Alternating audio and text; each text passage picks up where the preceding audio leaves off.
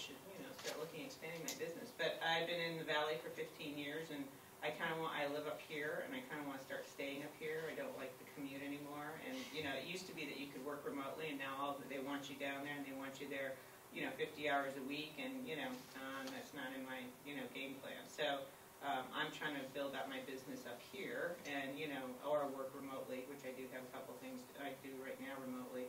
But I also like to see, I'm a big proponent of, Sonoma does have a great propensity to grow startups. And it has a great area, and we have definitely the capacity for doing it. It's just getting it done. So it's sort of jumping in and talking to people and, getting on LinkedIn and having conversations with people and start spurring that. And a lot of it's going on the cafes. You see it in the cafes that are out there. It's just getting it more visible and not having the exit plan being acquired. That doesn't seem to work for Sonoma. They get acquired, and then and as soon as the downturn comes, they close that office, and then everybody gets laid off. So it's something that's more sustainable for Sonoma County, so it stays up here. So thank you.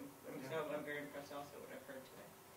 Excellent. Well, I appreciate taking the time to run through this. If I do, I've been staring at this for a while.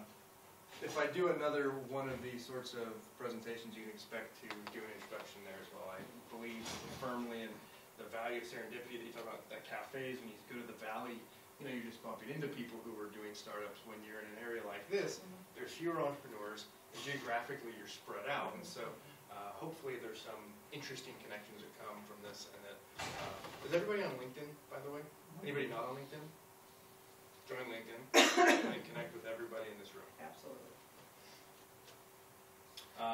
Okay, so we're going to talk about some of my experience finding a co-founder, and the fact is it's hard, and you'll probably fail at least once.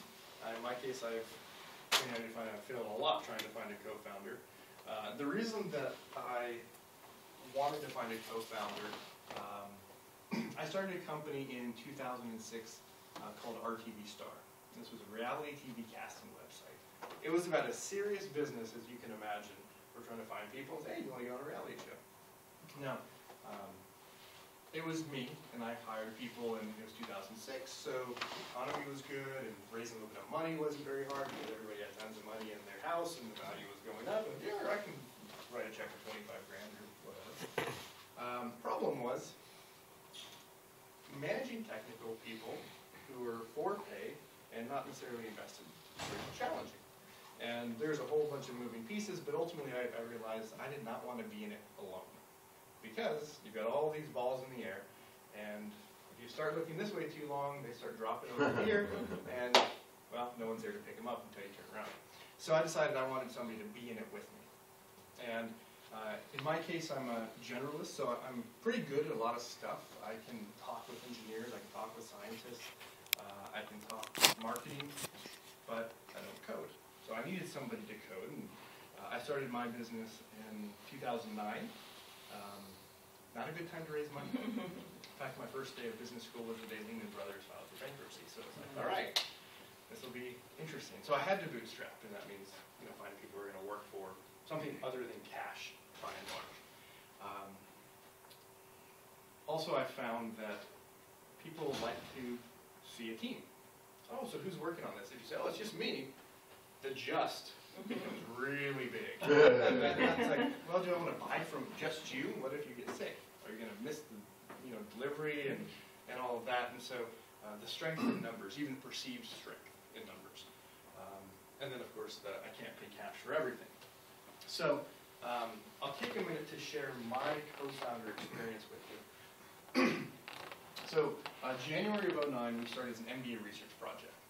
And the great thing about starting in school is you've got lots of smart people who are looking to try new things. So I got lots of MBAs involved doing different things, mostly just dropping in, adding their expertise, and then disappearing. And we sort of figured out some of our go-to-market strategy and what the first value was we could add. And so, okay, we got to start building a solution. So come September, which happened to coincide with the start of the fall quarter, University of Washington, I said, okay, I need to find this technical co-founder.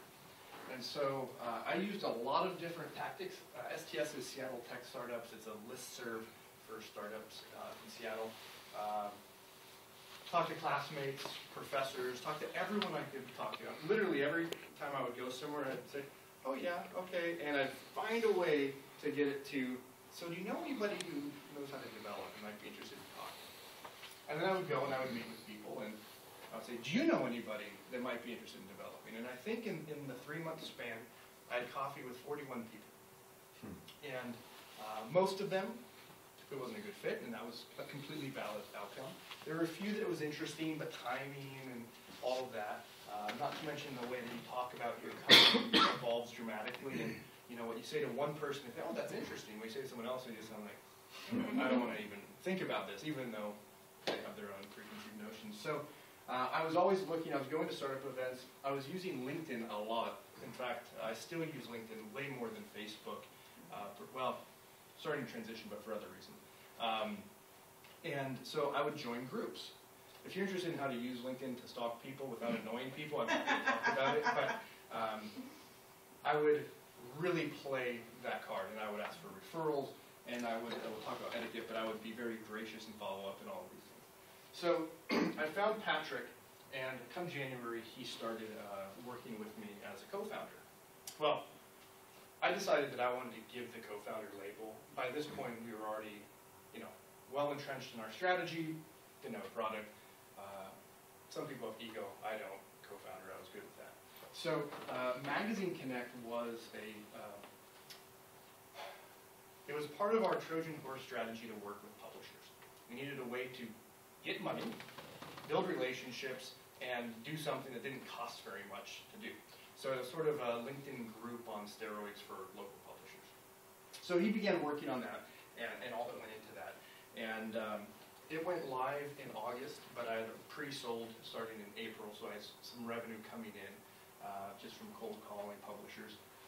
In September, he had to get a job.